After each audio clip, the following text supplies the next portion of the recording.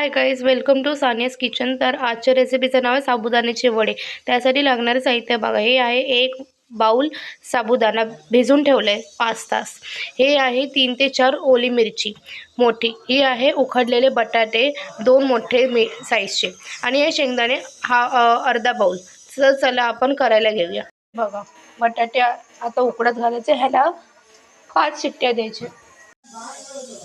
हे बघा, आता आपण शेंगदाणे भाजायला घेऊया। हे बघा, शेंगदाणे भाजायचे।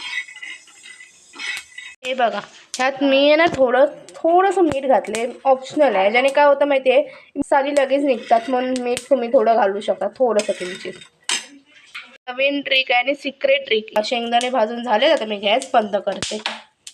शेंगदाणे थंड होते। तर शेंगदाणे सोलून झाल्यानंतर मी मिक्सरमध्ये घालून त्याची कूट करणार आहे। हे बघा, आता ह्यात मी साबुदाणे वाटलेलं ते शेंगदाण्याचं कूट आणि बटाटा मिक्स करून ते चांगले मिक्स केलेत। हे बघा, हे 5 ते 6 मिरची, ओली मिरची वाटून घ्यायची। मीठ बघा, मी आता हे करायला घेतले, मिरचीचं कूट पण घातलं। चला आता करायला घेऊया। वडे घातले।